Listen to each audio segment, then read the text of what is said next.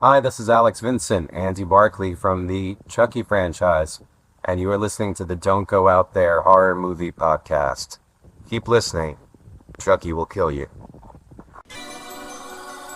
In a world where zombies, ghosts, serial killers, and vampires all exist, it's Nico, Brian, Mike, and Dustin, and they are all that stand between you and the films that could end the world. Welcome to the Don't Go Out There Horror Movie Podcast. Welcome back, everybody, to the Don't Go Out There Horror Movie Podcast. Just want to thank all of our fans and listeners. Really appreciate the support. You guys are awesome. Before we get into tonight's film review, just want to give a quick shout out to our website, don'tgoouthere.com. Everything about our podcast is on the website. All of our episodes and interviews, if you want to check those out. We've done some incredible interviews in the past. Go check them out there in a specific tab by themselves so you don't have to scroll through hundreds of episodes on Apple or Spotify, etc. We also have our store if you want to grab a shirt, a mouse pad, a hat, all that good stuff. We'd love to see your pictures, rep your favorite podcast. And Shan's Etsy page is also attached if you want to grab a tumbler. All of our social media links are on there as well. Facebook, Twitter, Instagram, YouTube, TikTok. Like us, subscribe us, follow us, all that good stuff. And the last thing I want to shout out on our website is our Patreon. We call it Blood Donors. We have the traditional monthly reoccurring kind. If you want to support us, help us pay the bills, as we say. Or if there's a movie you want us to review, that option is available as well. Just check out our website, don'tgoouthere.com. Also, if you haven't noticed, we've recently joined the Believe Network. So there's some ads on our program now. But if you want ad-free content, go check us out on Blood Donors. The ad-free episodes will be available there. We appreciate your support. We hope you enjoy the episode. All right, guys, coming to the film review. This week is Brother Mike's pick. It feels weird not saying this month we're kicking off with, still transitioning from Brother Brian retiring and doing them fan picks. Kind of throws my schedule off in my mind with how we do these episodes now. This week is Brother Mike's pick. Mike, what's your pick and why'd you pick it? I just want to say, Brian's like, he retired like a pro wrestler. Like, this motherfucker's still on the show. He's retired. He's just on the other show we do. That's all. Hey, we're getting our money's worth out of that contract. That's right. We got to limited schedule. Nothing wrong with that. He called me a part timer one time, which was true at that time. I was going through it, so he was right about that. Look, the reason I picked Child's Play 2019 is for shits and gigs. I was looking for stuff to pick one day, and I was like, you know what? Maybe it's time we do this, because I know it's a lightning rod and a hot button topic, especially since there's more new Chucky stuff being made, within the original franchise, right? The Don Mancini one. Like, there's a new movie. There was a TV series that just wrapped up. So, like, I was just curious what I would think about this movie with a fresh set of eyes. And I texted Nico, what did I text you about? 7:15? Yeah. I said, I have maybe my hottest take I've ever given on this show tonight. And I'm going to fucking do it. And I'm going to Jon Snow and stand on business. I fucking really like this movie. I think it's good. I think it's awesome. I think it's a really good way to take an old school story and put a modern spin on it. And I think it feels more up to date. I'm not going to sit here and tell you it's as scary, but there's some really good stuff in here. I don't mind the voice of Chucky. I don't mind the way the Chucky doll looks. I think Aubrey Plaza's fine. Crazy. I love the fact that it's a technologically advanced doll and not just like a plush doll. I like that there's no voodoo, which if you go all the way back to the first Child's Play that we did, I mentioned that not being my favorite thing because I thought that was kind of silly. This one makes more sense to me. Doesn't mean I don't like the other franchise or the original franchise. It has its hits and misses. I like Bride of Chucky a lot. But I got to be honest, this may be my favorite movie in this franchise. I'm going to be honest. I'm going to be honest. It's pretty damn close. If it's not 1, it's 1B. And I will stand on business. This movie's going to get a high score. I'll defend it. I'm going to defend it to the hilt in my notes because I know I'm going to catch a lot of shit, and I understand why because nobody likes change. But, like, I'm not attached to the franchise. I have no nostalgia for it. I didn't grow up watching it. I don't care that much about it. And so a fresh set of eyes looking at it and redoing the story was fine with me. The same way Friday '09 is my favorite Friday as well. There's a reason for that because I didn't grow up with the nostalgia of the franchise. I like the more modern film. That's all I got. Sorry. The street Love said that you liked Rob Zombie's Halloween better than 78 too because you No, saw that's that just first. not true. But I It's a better movie. oh, fuck you. It's not a. See, you're gonna make me shit on that movie, and I don't want to. I like that movie. I just don't like it as much as '78. We're just trying to rage bait you a little bit. It's all good. I'll go next. Yeah, it came close. It came close to getting me, buddy. I actually don't disagree with some of the things you said, Mike, and I say it in my scene by scene breakdown. Like I actually like the way they approach this movie with a more modern take. I agree with that. I like Aubrey Plaza's performance as Karen as well. She's not the same mother. Like she has a more lighthearted, fun approach. I like that as well. Like there are a lot of things I do like about it, but I think I put up my review on Letterboxd. I don't know if Dustin saw it or not. I saw yours earlier, but I just hate the look of Chucky. Like it's terrible. Like it takes me out of it bad. Like, and I said it in my scene by scene break. I'll just spoil it now. But if you've ever seen like any Matt Rife memes on like TikTok, it's like that cartoon little kid character with like the big lips, whatever. Like this is what that Chucky looks like to me. And while like Chucky scared me as a kid, like I just met a lot of the cast a couple weekends ago, and I'll tell my Don Mancini story now, the creator of the Child Play universe. You know, the guy in front of me is a convention friend. Don asked him what his 3 favorite Child's Play movies were. And when I got up next in line, I told him my 3 favorites. But as I was walking away, I said, but most importantly, my least favorite is the remake. And me and Don, we laughed about it. He said, nah, I really like your answer. I mean, I honestly, I don't disagree with you, Mike. I don't mind this movie as a remake itself. Like it does enough different to where it's not the exact same beat for beat as the remake or as the original. But I just hate the look of Chucky. I don't really care for Mark Hamill's voice. And that's not shade at him because, you know, me and Dustin have covered him in a instant reaction with The Long Walk. He was terrifying in that movie. So I'm not saying he can't be a scary character or whatever. I just didn't find him scary in this. I just didn't find Chucky scary in this movie. And while it was like some of the original Child's Play movies with the humor, the dark humor and all that, I just really wasn't scared or tense, or I didn't really feel any kind of fear at all either. But I think this movie is just kind of middle of the road. Like you saw my Letterboxd score, so you know what I'm going to rate it probably. What do you think, Dustin? I'll be honest. I thought that I hated this movie until I started watching it. Until I started watching it and realized I've never seen this movie. So, I thought you hate remakes for the most part. For the most part, I thought that I watched it and hated it. Turns out I never watched it all the way. I saw parts of it, and yeah, I was wrong. I actually enjoyed this movie. I agree 100% with you, Nico. I absolutely hate the look of Chucky or the Buddy doll. I like this new take on it to where it's not voodoo, it's not a possession, it's just an AI chip that it's basically small soldiers, which is a great movie. But I think that they went a different direction, so I don't think that they were going for the scares that the original did. I think they went in a more of a lighthearted, fun approach to bring in a younger audience, younger demographic, and it worked for me. This is one of the better. I don't remember if I put this in Letterboxd or not, but I almost said that this is one of my favorite remakes in a long time, and I really feel like that. It's not going to get an astronomical score, so everybody untangle your panties, but I liked it. And anytime that Brian Tyree Henry is in something on my screen, I'm going to have a good time. I'm a big fan of his, so I love him as Detective Mike. And yeah, I think there's a lot of good and a lot of fun to be had with this movie. Some cool kills too. Let me ask you about something. If they could have gotten the rights to the Chucky doll and it looked exactly the same as the actual Chucky doll and everything else about this movie was the same, would it be better for you? Both? or would it be the It'd same? be better. It wouldn't. Yeah. It wouldn't make a huge difference in my score, but it Right. would definitely be better.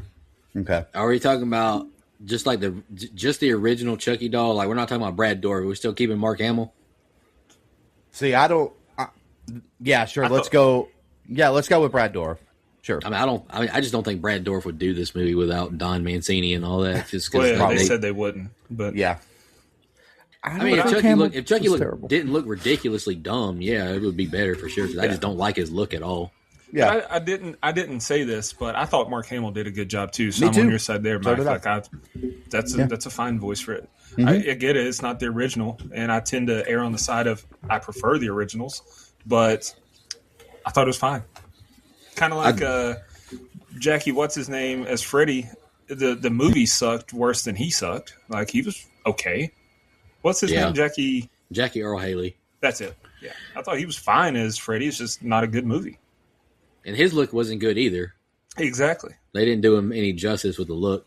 Yeah. No, and I do have more like allegiance to the franchise, I guess, than of us three because like I even remember during our horror hot takes episode where I said like I think Child's Play is a better franchise than a lot of the other ones that we got. Because I don't think outside of like Cult of Chucky, I don't think any of them are like god awful.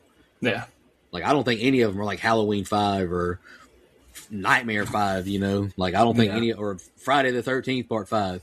Like I don't think Friday 5 is the worst thing ever, but I know a lot of people hate it. But I don't know. I think Chucky I think the Child's Play franchise is pretty consistent with what it is. Like there's nothing that's a 10 out of 10, but they stay in that 6 to 8 range for me because I like Child's Play 2 a lot. I think I gave that one an 8. Yeah, shout out to Christina Elise. Interview at don'tgoouthere.com. Yeah. She was awesome. She was awesome. But yeah, I mean, I enjoy this franchise for the most part. Like it's, and I told Fiona about at Starbucks, you know, about how seeing Bride of Chucky, like Chucky coming on the screen during the WCW Nitro, like I told her about that. Like that was just a cool experience. Yeah. But Dustin, whenever you're ready for the scene by scene, go ahead, brother. Oh shit, it is me. Okay. Lord beard me strength. I feel you on that, brother. I forgot. All right. We open with an ominous score and then cut to an infomercial for Buddy from Henry Caslin of Caslin Corp. Buddy is like Alexa on steroids and looks stupid. We cut to the factory where it's storming, because why wouldn't it be? It's a horror movie. And an employee gets slapped in the face for daydreaming on the job, so he removes the safety protocols from Buddy's code. When he's done with that, he jumps out the window, and he ain't going to be in Rush Hour 3. Title card. Cut to a store where an angry dad is trying to return Buddy because he's a ginger, but Karen will have none of it. When she gets home, her kid Andy says she looks like shit while he's been neglecting his chores. She tells him she's been working doubles to get him a new hearing aid, but he insists he doesn't need a new one. She sends him to go outside to try to make some new friends with some kids, but he's not interested in that. The next day at work, a mom returns her Buddy doll, and she turns on the charm and blackmail to convince her manager to let her have it for Andy's birthday.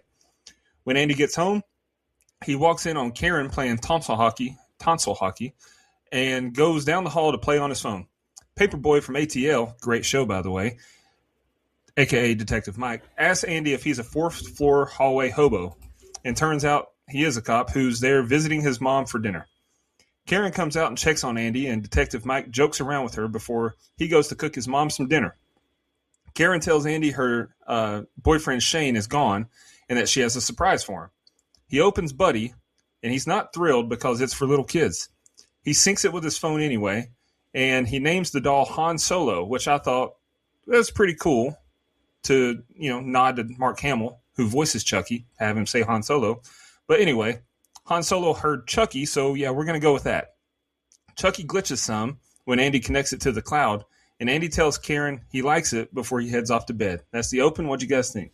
I actually really like this cold open with the futuristic Buddy doll. I said it in my open that I just really like the idea that they've taken here and made this a more modern approach. And I think you had to, right? 2019, how many people are playing with plush dolls at that age, right? Like, I think you had to kind of bring it into the future, bring it into the present. I thought, really great idea. Now, look, the look isn't awesome, but I don't hate it as much as everyone else. I think it looks okay. And I just enjoy that different perspective, like Friday 09. A, a Child's Play movie that's commenting on labor conditions, an employee having a crash out in a factory.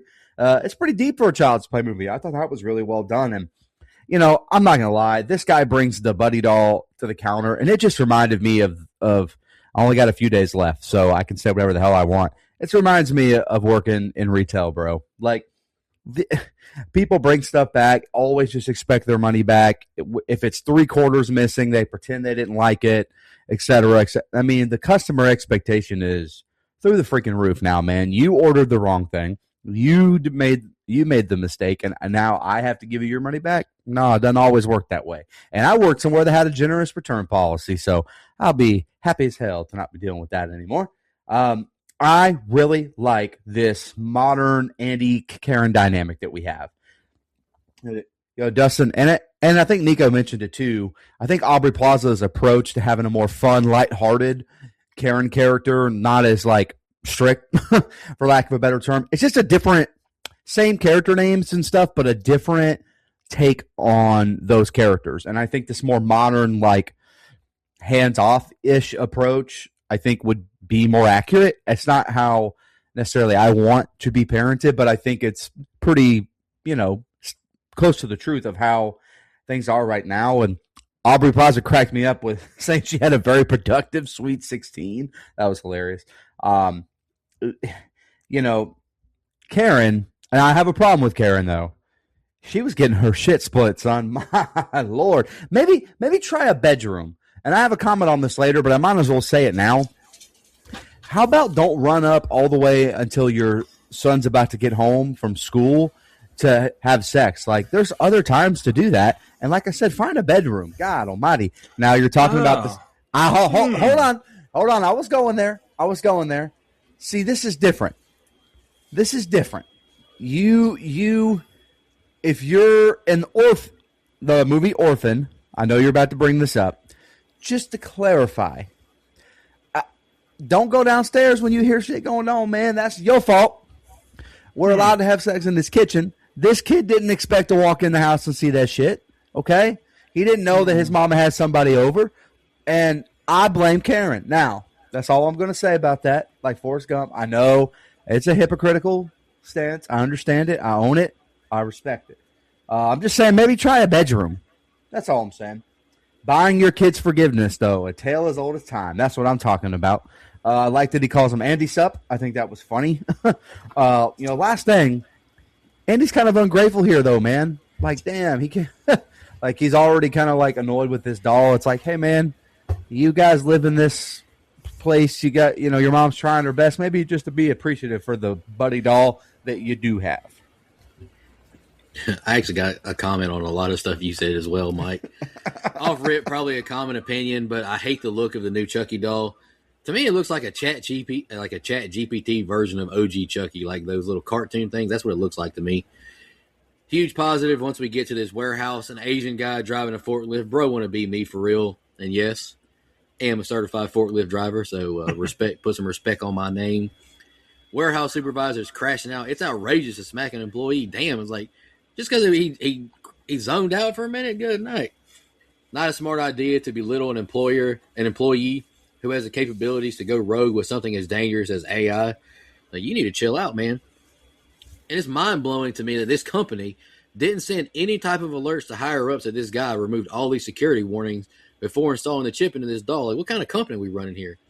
Then, folks, pulls a Jeff Hardy out the window onto a car. Why? Why you want to die, bro? They didn't know you did that shit. Aubrey Plaza as Karen delivering some great customer service.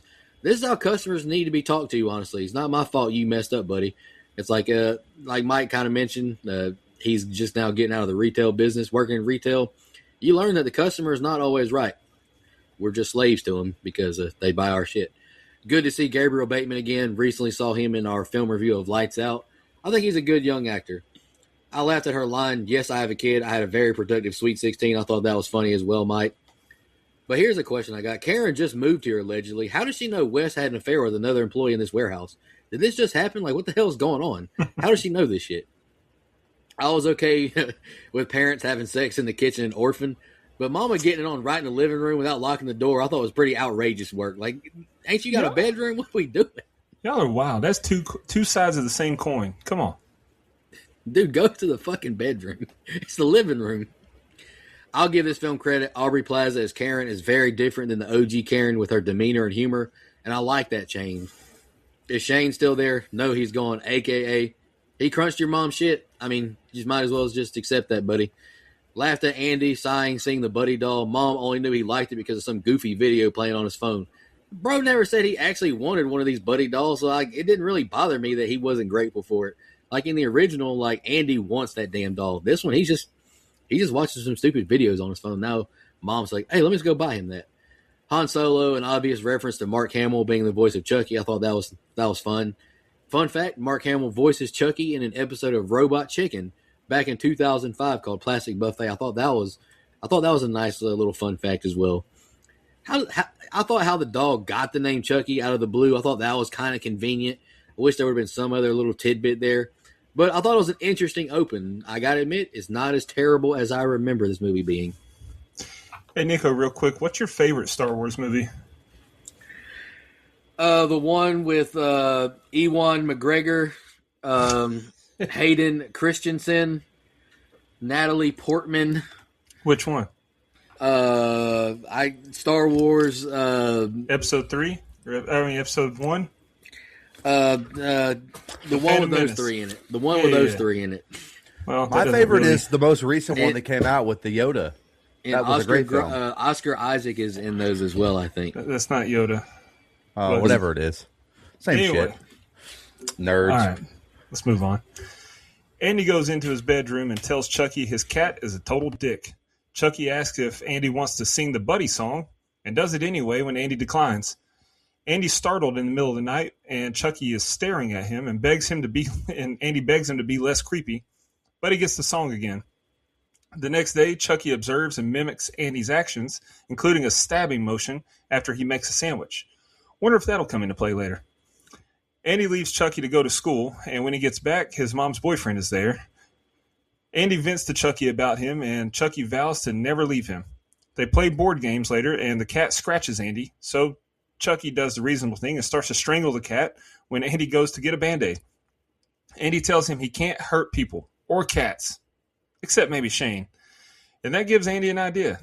He tells Chucky to look as creepy as possible, and as they plot, some neighbor kids, Fallon and Pug, want in on the action. Chucky scares Shane, and they watch the footage, and now they're all friends. Next objective is stealing the creepy building maintenance guy's snacks. Later, they watch Texas Chainsaw Massacre 2 for some reason, and Chucky has taken it all in. Chucky heads to the kitchen and grabs a knife and heads towards Pug. Andy stops him, but takes a slice on the arm in the process. Chucky apologizes to Andy, but gets locked in the bedroom as Andy goes out with Fallon and Pug. What'd you guys think? Yeah, in the words of Shawn Michaels, and again, I mean, I think taking the Buddy doll in a modern direction, and again, that's how Shawn Michaels talks, in this modern direction was pretty logical to me. I've kind of already talked about it, but I had it here. Him having this AI chip or whatever it was in 2019, I think is really smart because of the fact that I just don't see a kid Andy's age today playing with a Buddy doll like it would have been back then in the 80s. So I think it made sense. And speaking of Andy, his character is way more fleshed out in this movie, which I appreciate. He's a real kid that has other stuff going on. I kind of mentioned it in our Child's Play review, the OG. I think Andy's annoying as shit in that movie. He's an annoying ass kid, and so in this one, I don't think he is. Maybe that's good. Maybe that's bad. Maybe some people didn't like that. I don't know, but I did. I liked the character of Andy a lot more in this movie. And I'm with you, man. I'm trying to sleep. Don't sing that annoying ass Buddy song to me, bro. Like, come on. Shane ends up being a jerk, but up to this point, we hadn't seen anything from Shane to where Andy shouldn't like him. I mean, it's, other than splitting his mom's shit in the living room, I guess. But anyway, if this friendship wasn't with the creepy doll, it would kind of be sweet, which is why I think the Ted show works so well, because that's kind of weird that he's friends with a fucking talking teddy bear. But for some reason, it works because it's funny. This one's very weird, very creepy. But you get a nice little like sentimental montage of the two, in my opinion. All right, excuse me. Now I will say maybe a plot hole. If he's supposed to listen to Andy, this buddy doll, kind of do what it says. I know it was, AI chipped with no rules or no whatever in the beginning of the movie.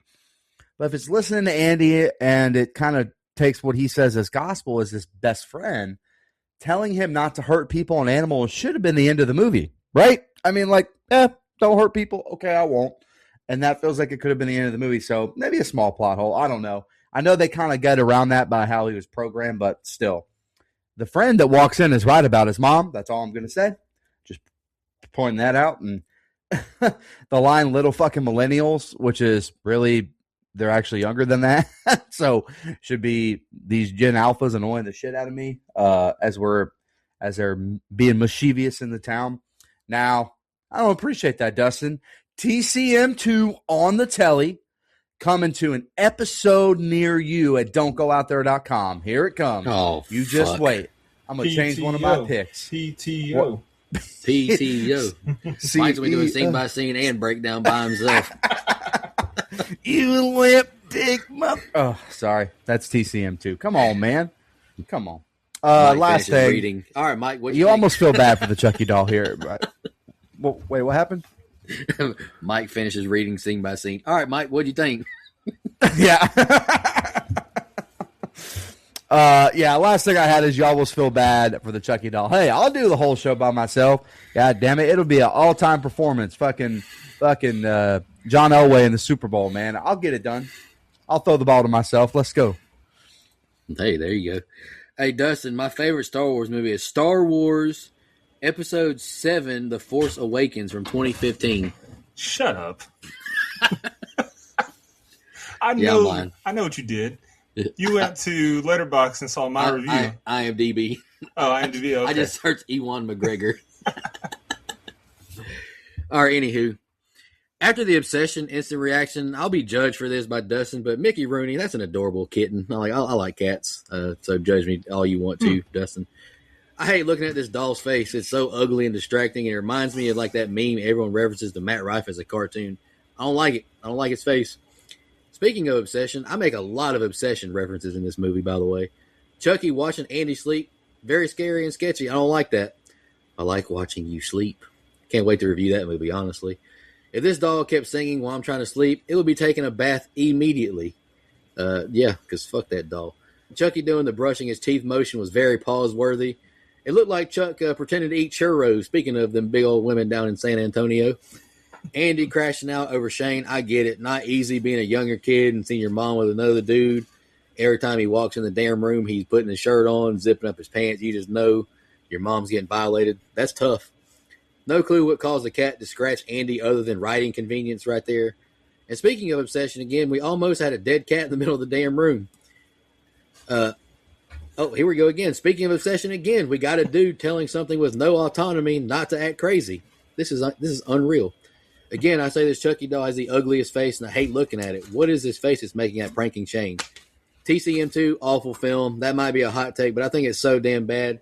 There's no reason for these kids to be laughing this hard at this movie. There's no way they think it's this funny. Pretty cool shot of the shadow. I thought the shot of the shadow of Chucky entering the room was very cool. I like that a lot. And this is the last thing I got, Dustin. It's very clear Chucky has something wrong with its AI when it thinks it's funny and ready to stab Andy, Pug, and Phelan. Like, awful names, by the way. Pug and Phelan. Ugh. What are those names? Yeah. They sound like Star Wars characters' names. Come on. How would you know? I just looked them up on IMDb. Karen offers Shane some fresh-baked cookies, but he'd rather have another beer. Chucky gives Shane a good scare and then starts repeating a recording of Andy calling Shane an asshole. Karen has Shane's back for some reason and starts limiting Andy's time with Chucky. Chucky is not too pleased with being locked in the cabinet, though, and the next day when Andy gets home from school, he discovers that Chucky broke out of his jail and killed the cat. Andy drops the cat down the garbage chute and blames the disappearance on Shane leaving the door open. That night, Chucky stands creepily in the corner and plays recordings of the cat meowing, but that's somehow less creepy than how Chucky is sitting and waiting for Andy when he gets home from school the next day. Andy's seen enough and heads out to Pug's. Later, Chucky scares Shane when he's peeing, and that probably wouldn't have happened if he didn't pee with his eyes closed. That was strange. I get peeing with your eyes closed, but usually it's best done when you're in the middle of the night or you're drunk. He was neither. I don't know. Shane gets aggressive with Andy, real tough guy stuff, and Andy says some stuff you can't take back. He wishes Shane would leave them alone forever. Shane goes home, and we find out he has a whole family. No wonder he's always in a bad mood. He decides the middle of the night is a good time to take down the Christmas lights, and Chucky strikes. He knocks the ladder over, snapping Shane's leg on impact, and then runs him over with a garden tiller. Hell yeah. Detective Mike shows up the next day to investigate and recognizes Shane. The next morning, Chucky surprises Andy with Shane's severed head, and Andy shows his gratitude by locking Chucky in the closet. He calls Fallon and Pug to show them his new gift, and the trio debates what to do. They land on wrapping the head in wrapping paper and dropping it down the garbage chute, and Karen discovers that Andy's not in school. He says that the wrapping paper is a gift for the lady down the hall, Doreen, so Karen says, well, let's go deliver it. Uh-oh. He keeps her from opening it until his birthday, and later Fallon tells him, you know what we've got to do. Also, I didn't see the scene, so I just want to say, their whole debating, what should we do? Should we go to the cops? Should we not?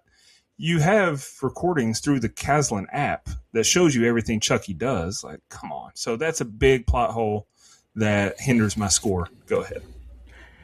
There's a couple plot holes in the movie. Like, the technology piece is a good addition, but it also causes some, Yeah. that probably could be solved in like 5 minutes if you just sent the video in. But anyway, fellas, if your woman makes you a batch of cookies, just eat them. Don't be a dick like Shane. Just eat the cookies. Come on, dog. Don't do this. Counterpoint. What you do is you say, thanks, I'd rather have another beer. You go get a beer so that she feels like crap. She thinks, oh, he doesn't like my cookies, whatever. And then you eat the cookies later anyway. Best of both worlds. You make her feel bad and you get cookies. All right, dog. All right, dog. I'm married. I can't vouch for that shit. Come on, man. I can't do it. Okay, so I was early on Shane. Shane's an asshole. I mean, this doll was spitting facts. You know what I mean? Look, I don't like cats, but I would never hurt a cat. At this point, once we kill the cat, we have to break this doll up into a million little pieces.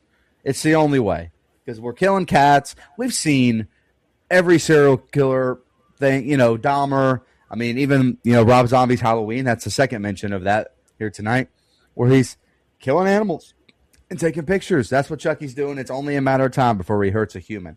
I will tell you, and Dustin, I'm sure you know too, if you work in retail and there's a big launch coming up, you can't say, hell no, I won't work. You will be working. You will be working if something major is coming up. So her insisting on that was never going to work. Now, again, and Nico, you probably have the same thing. Why does this woman insist on waiting until like right before her son's coming home from school to have sex? What's up with this woman, man? Like, she almost gets caught again. Like, you could, who knows how long they've been there with each other. You waited right until Andy was coming home to have that sexy time where you almost got caught again. At least you used the bedroom this time, so I'll give him credit for that. But my man is putting his shirt back on. Damn, dude, come on. Let's fuck. Anyway, well, I mean, to be fair, he's got a whole family. He's got to get it when he can and get out of there. Yeah, I was gonna say, well, yeah, that's fair. That's a good point. Hey, Mike, before you go on, that's another thing I got a problem with in this movie. It's like she's made it very clear they just moved here. It's like, you found a dude this fast? Like, Miss Plaza's a married dude on the other side of town. Easy. She's a little Tinder, easy. baby. I mean, Nico, I don't want to be whatever, but she had an adventurous or whatever Sweet 16. I think we know. Yeah. Fast I ass think we women. know. Hey, man. Hey, married people are they're the most scandalous anyways, but I digress. Hey, Not all of them, but a lot of them. Me? Yeah, I know. No, I'm just kidding. I was actually very faithful. Why'd you look so sad when you said that? Because then I remembered how much fun it was not to be.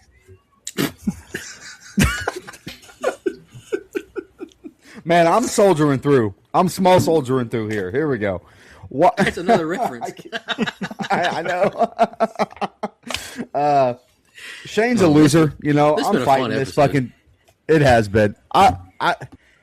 Serious question though. How old is Andy? He's somewhere between 8 and 13. If I had to guess, I don't know. Okay. I think he could He's beat still up watching Shane. videos of dolls on his phone humping stuff. So I mean, he can't be that old. I think he could beat up Shane though. I would have tried if I were him here. You got to stand up for yourself, son. Well, Fill this especially motherfucker in the jaw. especially after we see how he beat the shit out of Omar. That's what, man. Come Kick on, and throw hands.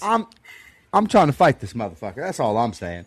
And I'm glad that Karen finally was good for something, because we just walked all over her, stood up for her son a little bit. About damn time. Good Lord Almighty, woman. Then the reveal. This motherfucker married with kids. The first, bro. No wonder.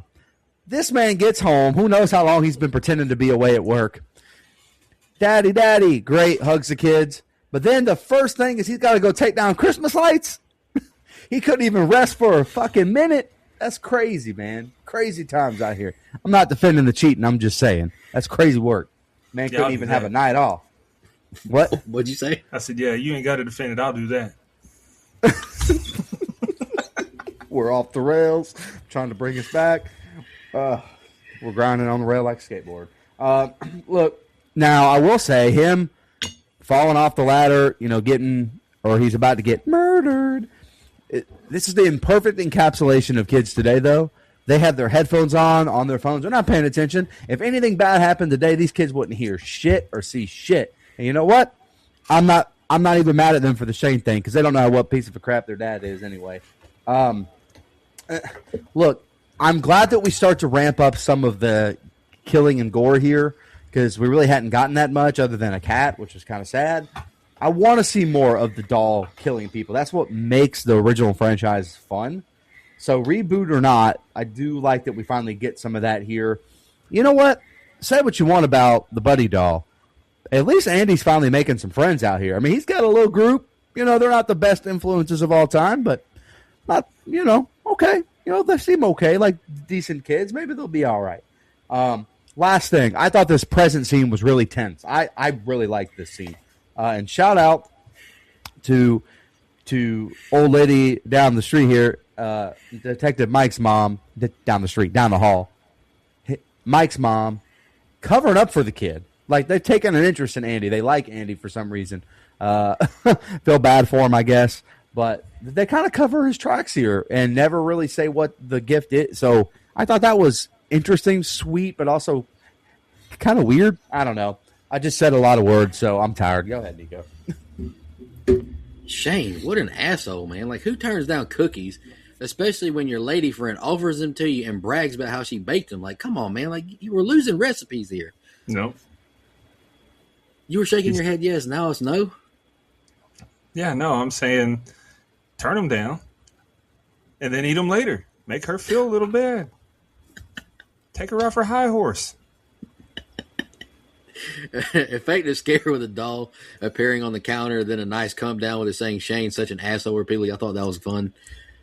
If I'm Mama Karen, I hear this doll pounding on the doors of this cabinet, I'm storing it in. Like, this doll's getting tossed with a quickness. Like, fuck that.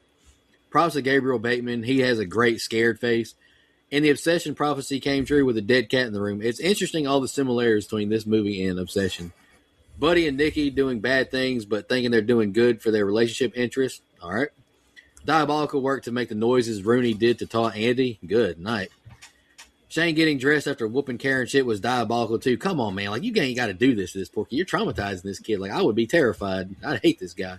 Why isn't Karen questioning why the doll isn't? Like, why did it isn't in that container? Like, why did it break the glass to the cabinet it was being kept in? Like, why haven't we done anything about this doll yet? Mama Karen also, real quick on that, it's kind of funny where the hole in the glass is, because Chucky's little arms couldn't reach through that hole and open the door. Yeah. It's like, come on, what are we doing? He should have just broke the whole thing off the hinges. How did Chucky appear in the bathroom without Shane noticing it there? Like, how did you get scared by it, dude? How did you not see it? Like, your eyes are like, come on, man. Like, I'm noticing that shit. Like, Shane's a fucking idiot. Shane from The Walking Dead would never. Shane crossed the line big time, pushing Andy onto the bed, then getting into his face like, bro, you have no right to do this, man. Like, you got to chill out. The movie making Chucky into the good guy now, no pun intended. I'm not a fan of that here. I'm just not a fan. Not sure what Karen sees in Shane, honestly. He's a dickhead and isn't even handsome enough for all this bull job. Like, he's an ugly fucker. Like if it was like Brandon Sklenar, like, I can understand it, but like, this is just, who is this guy? I've never even heard of this fella. Per director Lars Klevberg, this isn't during Christmas time, but he's taking down Christmas lights. How many months post-Christmas is this? It doesn't even look cold outside. Yep. Brutal fall off the ladder and injury. Like, this death by Tiller, it's gnarly, too. I like the kills in this movie. They're good. Shane, though, he has very little will to live. Jigsaw would be incredibly disappointed in this guy. He'd love watching this guy die. I thought the line, "This is for Tupac," was cringy. Sorry, I just didn't care for that. I just bought these shoes. That line was cringy as well. Like, I don't know. I didn't love it. But I found out this movie's in California. I guess it justifies the lack of cooler weather, but still, who waits this long? Shane's face being on Andy's nightstand is insane. Chucky has no nuance to how dangerous his doll is. This just kind of shows how scary AI is. I don't know if we should keep using it, people who listen. Another similarity to Obsession, puking in a trash can. How's my little food critic? If you know, you know. Great movie. And the last thing I got, good move by Andy to convince a neighbor not to open the gift until next Friday when they share a birthday. Bro is going to be an elite liar. I can't wait to hear Dustin talk about him being a good liar. Yeah, he's on the right track. I will say, though, you calling out that "this is for Tupac" line. I didn't say anything about it, but it was cringy, too, to me, too, because he learned it from Omar and the kids. These kids in 2019 didn't know who Tupac was or how he died. That he was murdered. Yeah. I'm like, come on, pick someone else. Hey, and the kid that age ain't listening to Tupac. Should be though. I mean, they're gonna be listening to Uzi. Ain't nothing wrong with Uzi either. Though. And Gunna. Anyway, Gunna one. There ain't nothing wrong with that either. Producer's note. I have no idea who Uzi is. Continue. But anyway, Andy approaches Chucky, hammer in hand, and tells Chucky to drop the knife and come play. They go from Andy's room where Pug is waiting, or they go to Andy's room where Pug is waiting, and Pug bashes him in the head with what I think was a frying pan. Fallon pulls Chucky's power supply out of his chest, and they dump him down the garbage chute. They could have put him in a bag, though, they should have put him in a bag, though, because the apartment maintenance guy finds Chucky and hooks him up to a car battery, bringing him back to life. After Detective Mike visits Karen, Andy goes to have dinner with Mike and his mom. They talk about the gift Andy gave her, and when Mike takes the dishes to the kitchen, Andy snatches the gift, bails, and dumps it down the garbage chute. They love that garbage chute. The maintenance man finishes his repairs to Chucky, and Chucky goes to work slicing and dicing the pervert. He stands on a table saw for some reason, and who could have predicted that would be hazardous to him? He did. Chucky repackages himself somehow and drops himself off at Omar's door. The next day, Mike is investigating the maintenance man's crime scene, and Andy and his friends are at Karen's work where Chucky tells Andy that if he can't be Andy's best friend, no one can. Chucky starts playing videos of Shane on the TVs in the store, so Andy starts attacking Chucky, which doesn't make Omar happy. Omar doesn't know that his new buddy doll is actually Chucky, so the two start throwing hands. Pug breaks up the fight and gets his head smashed into a shelf for his trouble, but no one believes Andy, and Andy picks up his hearing aid and Omar's phone up off the floor. Again, man, tell me why I'm feeling bad for this doll.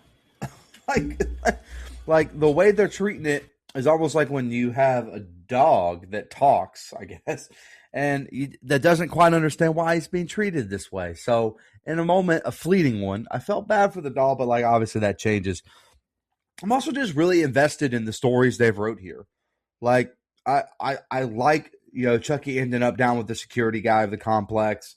I think how Karen finds out about what Shane was really like is interesting. There's just way more character depth to these people than there was in the original that I'm really enjoying it. Now, Detective Mike takes a special interest in Andy, which is nice on the surface, but it's a little weird. But I'm assuming it's because he sees this kid hanging out by himself all the time. Maybe he thinks Karen's a bad mom. I don't know. It's just a little odd to me, but I'm sure I know he's doing the right thing. I'm not saying that. I just said from an outside. I'll be honest. I thought he was playing an angle to get closer to Karen, but that never. Maybe. happen. Like I was expecting that the whole time. Okay. I either thought that or like he was, like looking into Karen maybe as a bad, like because Andy's always by himself, et cetera, et cetera. I don't know. Maybe you're right because they never really explain it, right? They never really explain why Mike and his mom take such a special interest in Andy. But anyway, you just knew the moment he ended up down there in the security area that there was going to be a creep with a bunch of cameras, and of course there was. Just that dude probably he doesn't do anything but masturbate to these people all day. That's a terrible time. I thought it was a great kill down there, though. Like, great kill. Gory, effective. I liked it a lot. And, man, dude makes a death joke at Andy's expense. I would have filled his ass with uppercut right in the jaw, son. That is not, nope, absolutely not. Last thing I had here, which was, like I mentioned earlier, this doll having the ability to hack into all this other stuff, all the other electronics, is a really good take on this story, in my opinion. Now, it comes with its flaws that we kind of kicked around earlier, but I really like the idea that he can take over the cameras. He can take over the TVs, the microphone. Like, he can hack into every system that he's around. Now, is that realistic? Probably not, but I don't know, man.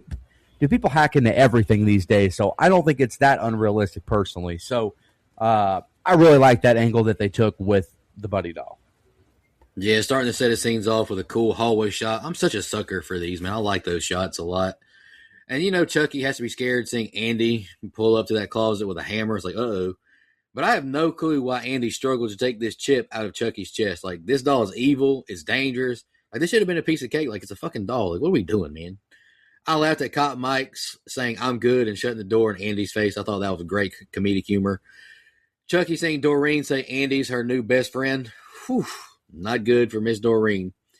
Andy pulled a Shane with a quickie, running out with his head in the wrapping paper. And I laughed again. Even the hearing impaired don't listen to me. Brian, like you mentioned, Dustin, he's got some great comedic elements to the film, which I like.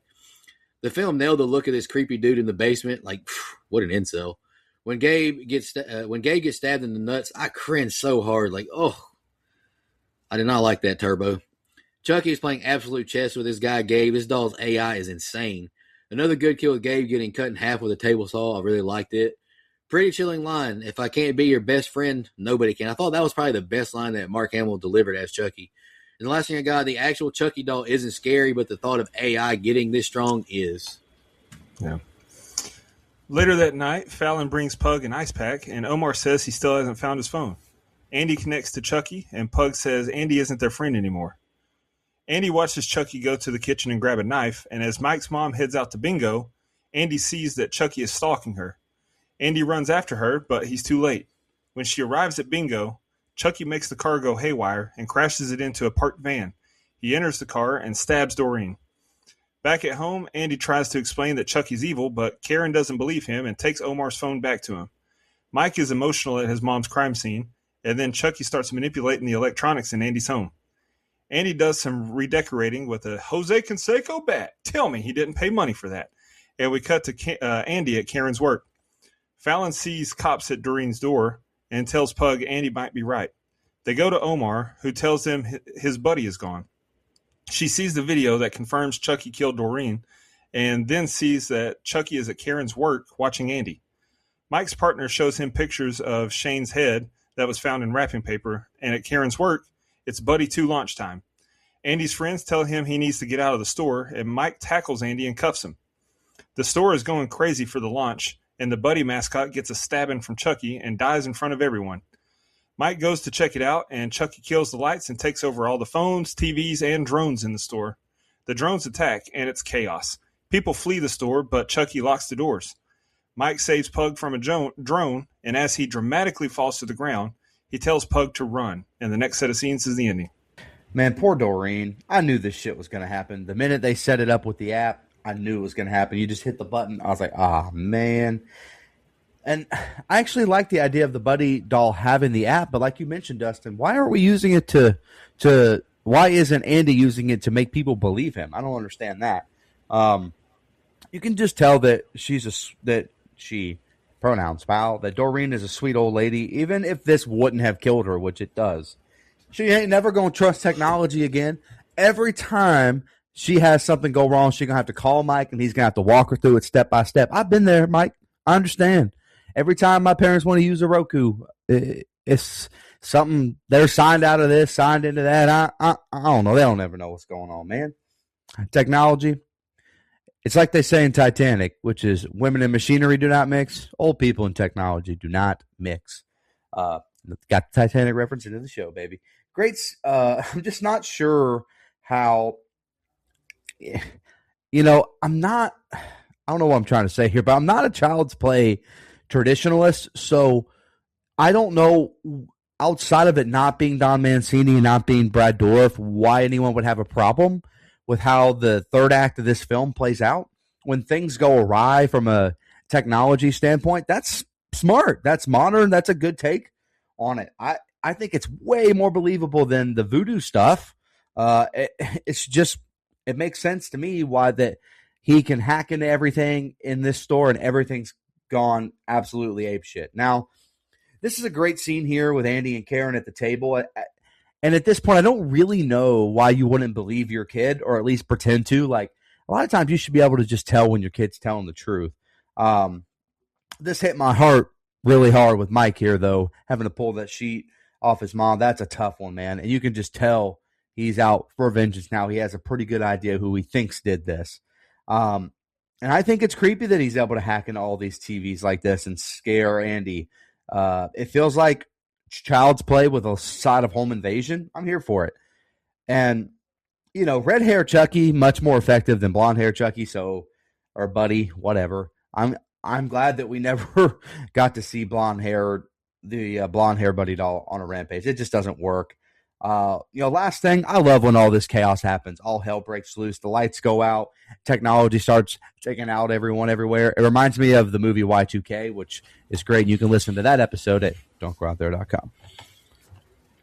That's another underrated movie as well. That was a fun one. Chucky lights up immediately as soon as they say they're not Andy's friend anymore. Bro was thrilled at that shit. No chance in hell I'm ever letting a car drive me anywhere without a person doing it. Call me old school, closed-minded. I do not care.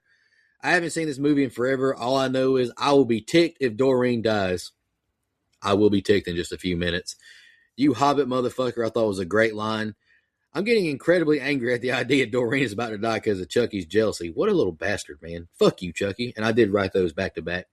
I can't even imagine, like you mentioned, Mike, finding my mom's corpse. That's just horrific. I couldn't imagine that.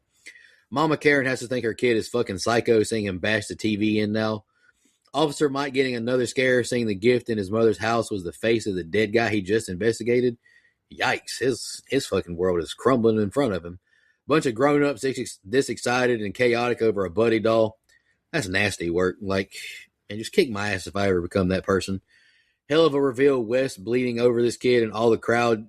The shit's about to get real. I like that a lot. And holy shit, Chucky isn't fucking around. Bro is doing his best Carrie impression now. I love it. Let's get to the end. All right, here it is. Chaos continues in the store, and poor Andy is handcuffed to a rack so he can't even run. Fallon to the rescue, though, as she kills a Buddy 2 teddy bear and frees Andy. They start to leave, but Andy sees that Chucky has his mom held hostage. Fallon and Pug try to get Andy to leave, and he says, okay, but then closes the door behind them, staying inside.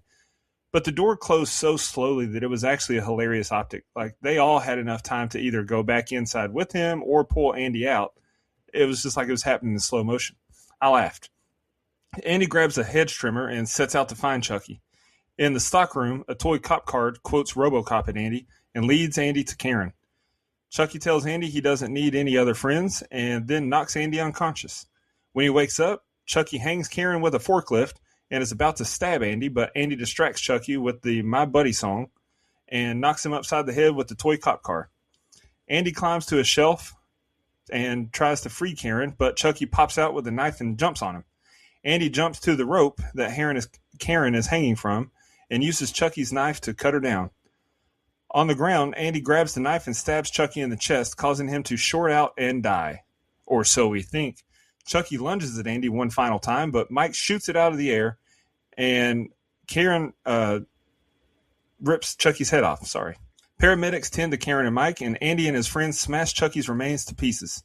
We hear that Caslin takes no responsibility for what happened, but as a precaution, they're recalling all Buddy 2 dolls, and we see Buddy dolls getting stocked on a shelf, and one of them's eyes turn red as the movie ends.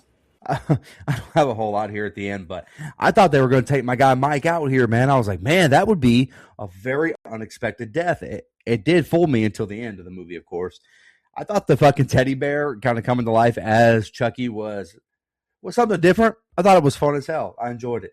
And I just, another hot take. I'm off the top rope here. I think this ending is so much better than the original's ending. That thing dragged out all day. He came back to life like 30 times, had to be melted. Like, it is worlds better than that to me. There's some coming back to life, but it doesn't drag near as long. And I thought the way that they had the doll walking with the knife dragging was super effective. And I would also destroy this doll for Aubrey Plaza. So I understand, buddy. She may end up with some broken legs falling from that kind of height, but at least she wasn't hung to death. So shout out to Andy for saving his mom. Just like the original, the coming back to life thing happens, but it's just not overkill, although like that one is to me. And at least with this AI doll, it's a little more believable, I guess. I thought the ending was really well done. It was chaos. It was fun. It ends on a good note, and we get a little what I know we'll never get a sequel or follow up in this universe, but I did. They left it open with the red eyes. I thought that was fun. So all in all, man, I really like this movie. I think it's my favorite in the franchise. It's fighting Bride of Chucky for that spot. Sorry, More than Curse of Chucky? Bride is my number one. I think. Well, yeah. I like Curse of Chucky. I do like Curse. Yeah, man. My brain gets Curse and Colt like this. No, I don't like Colt. From what I remember, I didn't like Colt. Colt's fucking terrible. Seed is also god awful. But anyway, hey, it's got a red man in it, and Jennifer Tilly's looking. Whew. Hey, I'm just gonna leave it at that. But anywho, I cannot take these teddy bears seriously at all. Like they're not scary whatsoever. Phelan slices one and stuffing goes flying. Like I just can't. I can't. Like I don't like that. Haunting line delivery. Where you going, Andy? Then seeing Mama Karen bound and held hostage. Whew. I'll give the film credit. I appreciate its uniqueness and using the other type of it's using different kind of weapons like in its kills and its attacks, like forklifts. Like hell yeah, I like that. Certified forklift operator. Just throwing that out there again. Good job, Andy, with the stab right to the heart of Chucky. No hesitation. And a nice callback to the original, This Is the End by Officer Mike. I'm happy Mama Karen survives this, but she probably should have died. And if she did, if she did survive, like I saw how her legs hit the ground, like them jaws should have been hurt, broken to some extent as well. Like she just got right up. Like, decent ending with the friend group pummeling the doll and burning it. I like that as well. Caslin 100% should be held reliable. You have a system that lets any regular employee have access to turn off security risks. Like, yes, you're 100% accountable. But I don't know how you felt, Dustin, but I hated the ending with the lights, like the eyes glowing red. Don't even talk about making a sequel of this movie. Do it. Don't tick me off now. We can jump into our social media comments and questions. I got Instagram pulled up. Then you guys can pull up X and Facebook as well. Nice _384 commented, not a big Child's Play fan, so I didn't see this film, but the trailer and how Chucky looked was just bad. I can't argue with that, honestly. And friend of the show, friend of ours, go Jags, Aaron Cabrera Steele commented, which is a good question. Do you think it would have been better received had it not been attached to the iconic Chucky and Child's Play series? I think I'm just going to give a basic answer I've given a lot of times in the past on this show. Would it have been better? Sure.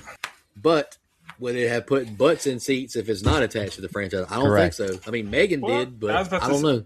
That was going to be my reply is, I mean, that's basically what Megan is. And Megan put a lot of butts in the seats. So I think it depends on the marketing they put behind it.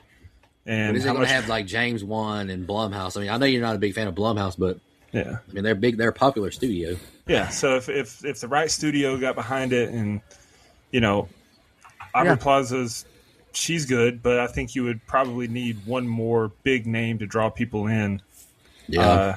Yeah. They'd probably Yeah. be pushing that Mark Hamill a lot harder. Yeah. I mean, I do think Megan was the studio's, that owns the rights to the the actual. It was that studio's response to this movie, was it not? I mean, that's kind of what ended up happening, correct? I'm not sure. I mean, those I two know. scripts were floating around at the same time, so I gotta imagine there's something there. Maybe I'm wrong. I don't know. Yeah. All right, I got X, the artist formerly known as Twitter, pulled up. We just got one comment, and it's from Andrew Ferguson. It's a GIF that says, "Hey, I think I can smell shite," which made me laugh. Come on, Andrew. Come on, man. Come on, dog. You overcooking my grits, man. Heading on over to the Book of Faces. That's right, I remembered. Thank you. I've been remembering every week, God damn it. Dex Cole comments and says, if you called this movie anything else besides Child's Play, it might have gotten some better reviews. That seems to be a pretty popular sentiment on the internet. We've already kind of just touched on it, but again, this is a second person saying, hey, maybe if you didn't attach it to the Chucky franchise, the original Child's Play, it gets more positive feedback. I mean, I don't know why you can't remove that. If a movie's good, it's good. If it's not, it's not, right? Like, then again, I kind of said that about Halloween Ends. I wouldn't have mind Halloween Ends being Halloween Ends. I just wouldn't have included Michael Myers. I just would have had it in that same universe, kind of like Halloween 3. So if a movie's good, it's good. If it's shit, it's shit. So if you think it's bad, I don't think taking away the Chucky aspect of it would make it any better for someone, personally. Well, we see a lot of people that just review bomb stuff Yeah, that because for sure. They like we saw it with Scream. Yeah. How they got up in arms because Melissa Barrera's exit from the franchise, and see it all the time. So there's probably some diehard loyalists to the Child's Play franchise that we're going to hate this movie no matter what, just because of the name. Sure. So maybe. Absolutely. Last thing on yeah. Facebook comes from Troy Ray. Says, that reminds me of Dave Chappelle. It's times like this I wish I had 4 hands. Not even Aubrey Plaza could stop me from giving this movie 4 thumbs down.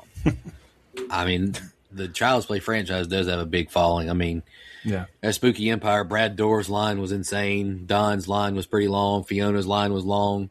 I mean, people just have, like in horror especially, they just have a loyalty to the original. Warwick Davis had a really long line. The Leprechaun actor, he had a really long line as well. Robert Englund's line was insane.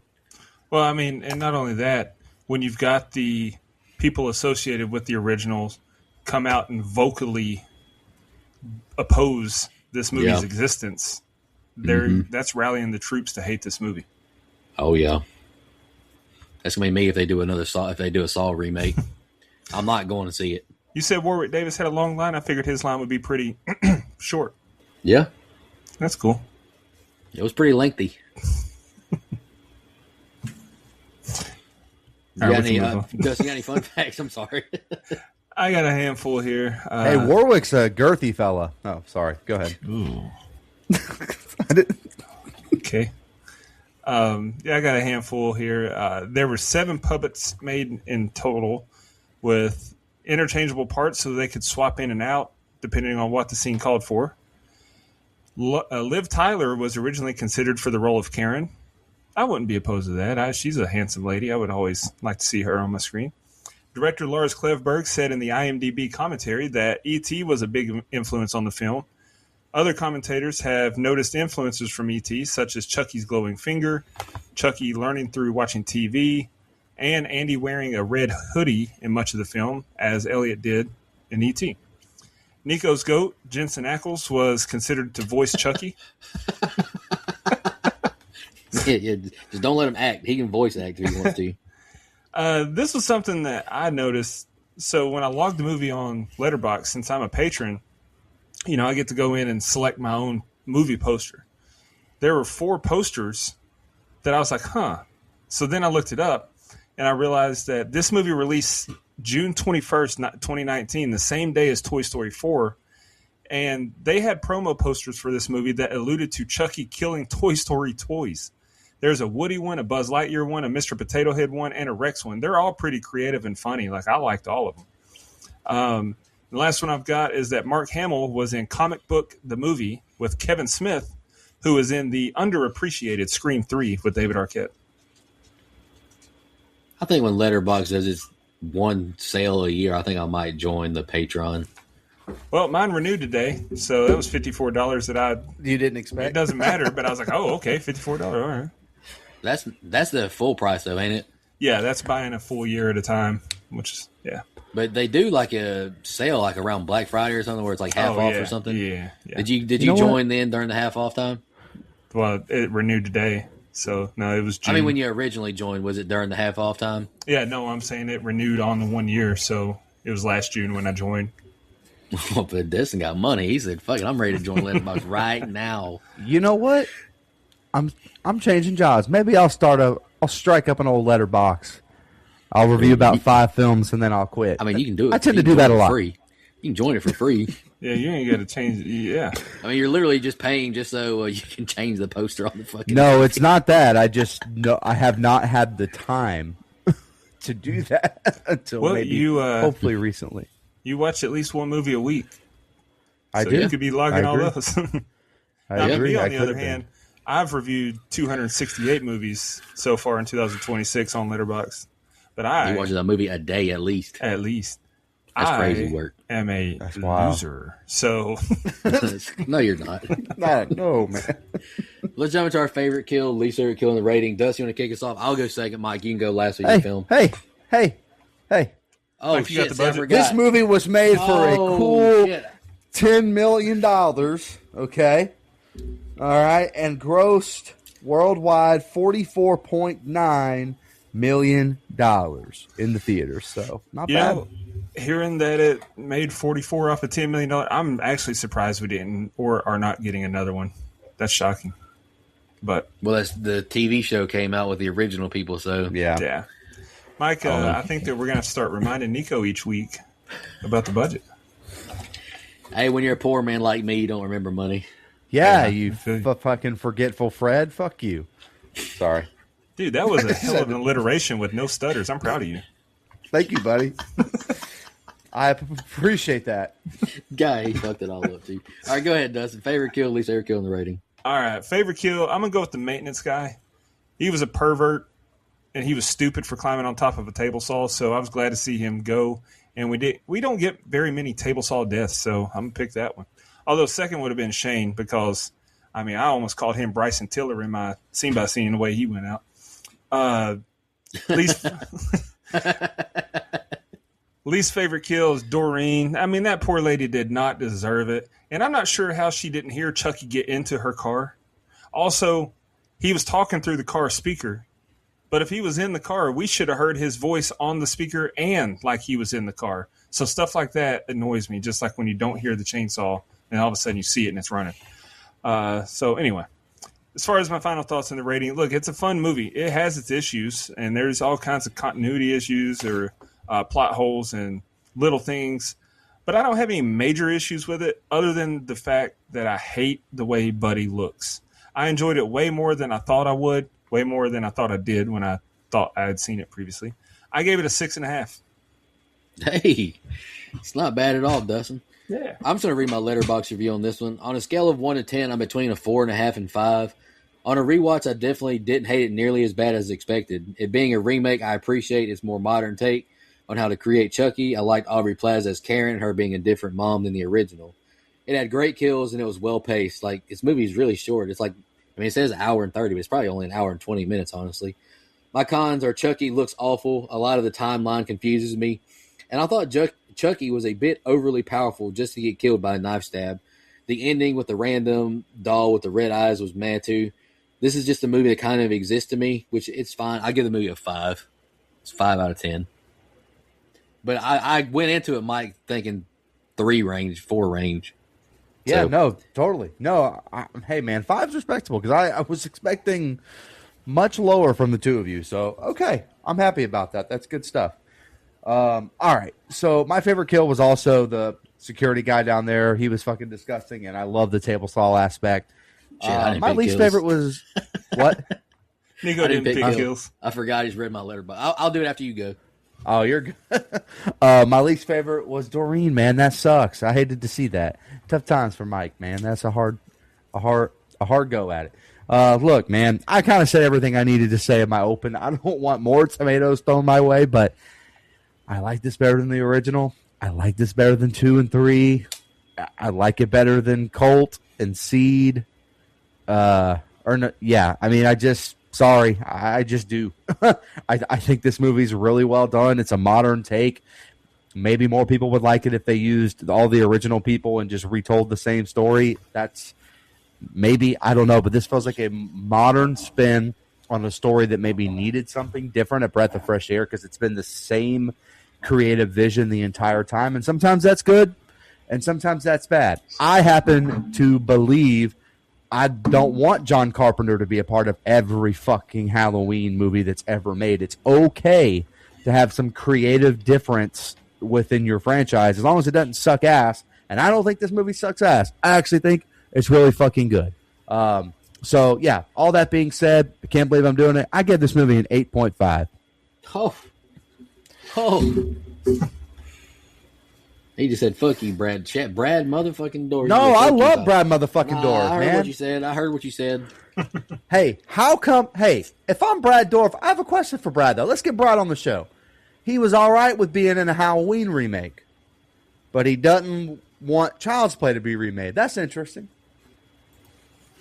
Sounded like Red on Friday. Oh, that was different. Hey, real quick, favorite kill was Shane, and least favorite kill was Doreen, just because I love Miss Doreen. She didn't deserve to die. Yeah. Well, that gives us a composite score of a 6.667. IMDb has it at a 5.7. Letterboxd 2.5 out of 5. Rotten Tomatoes, it's actually higher than I thought. 64%. Not bad. It's higher than Dead Silence in all the Saw movies. Fuck you, Rotten Tomatoes. You don't know ball at all. It's better than Dead Silence. Anyway. Go to hell. Go all the way to hell. Fuck you, Mike. Hey, I'm just kidding. Hey, Nico, you look like Mike Shinoda tonight, buddy. Hey, Dustin sounds like Bobby Lee. I'll take Mike Shinoda over Bobby Lee. Yeah, that too. Bobby. Hello, Bobby Mom. So all Asians look alike. Yeah. It's like, I remember that old Dave Chappelle joke where he's like, Yeah, well, he's they like, could think of Chinese. do I look Korean? Yes, motherfucker, you do. You do. That's why I said it. Great. All right, let's shout out our blood donors, and I'll announce my pick for next week. Say it every week, but we really mean it. Blood donors, we really appreciate y'all. You take a huge burden off of us. Camper level reoccurring, Nina, Michelle Mirza, Steve Schmidt, with the most outrageous comment I've ever heard during our American Horror Story. So appreciate that. Anthony Andrews, Lisa, and Sean Irwin. Camp Council reoccurring, Edwin Hernandez Gunn, Adrian Aiello, Brian Samick, Andrew Ferguson, Brooke Maley, Heather Superdoc, Jennifer Davison, Too Close to Home Pod, Dana Tucker, Cole McAlexander, Max K, and Amanda Pettiford. Really appreciate y'all. We mean it. You take a huge burden off of us. My pick for next week was going to be supposed to be Obsession from Curry Barker, because it was supposed to release on digital June the 2nd, but hey, cinema is being supported, boys. This movie is still selling out theaters. It blows my mind. Let's go. But so I chose to pick his other movie, Milk and Cereal, from 2024. I've only seen it once. I don't really remember it too well, but it's a short movie. I'm excited to revisit it. I got YouTube Premium now. I'm not going to get smacked with an ad every 7 minutes, so I'm looking forward to actually. Now, I'm considering this my first real watch, because I've made it very clear I don't like watching movies on Tubi because the ads just take me out of it. I'm excited to revisit Milk and Cereal. Real quick, I have a question. Because the movie is so short, can we re-review Strange Thing About the Johnsons on the back? Ooh, that's not a bad idea. A little double feature never hurt anybody. Sorry. And that was a 10 out of 10. Yeah, we know, buddy. You fucking lying. Y'all fucking weirdos. Hey, Ari Aster is the GOAT. I'm sorry that you all don't see the vision. Dude, the vision was his son raping his dad. Like, what is the vision? What is more psychologically horrifying than that? Nothing. Bro, what's wrong with you? How much time you got? Not much. I'm tired. I'll tell you. I'll just sum it up. Going to bed. I'll just sum it up then. Hey, yo, women. Mike, calm down. I'll just sum up what's wrong with me. Women. Yeah, same. No notes. That's all I got. No notes. We appreciate y'all tuning in. I'm excited to revisit Milk and Cereal next week. Shout out Curry Barker, man. Horror's got a promising future. Me and Dustin, we're going to do an instant reaction to Backrooms tonight. We're kind of tired. We're going to do that tomorrow. Kane Parsons, Curry Barker. Horror's in good hands. Appreciate y'all tuning in. We'll be back next week. Shout out Mike Shinoda. Good night, Arby Plaza. All right, y'all. I just want to say thanks for listening. If you haven't, don't forget to hit subscribe. Leave us a 5-star rating. Write us a good review. You can find us on Apple, Spotify, Amazon, YouTube, wherever you get your podcast at. Apple, leave us a good review. That's where we get most of our traction. We really appreciate y'all for tuning in. Follow us on TikTok, Instagram, all that good stuff. Thank you so much, everybody. I'll see you next week. And in the meantime, take care of yourself. Just want to remind everybody.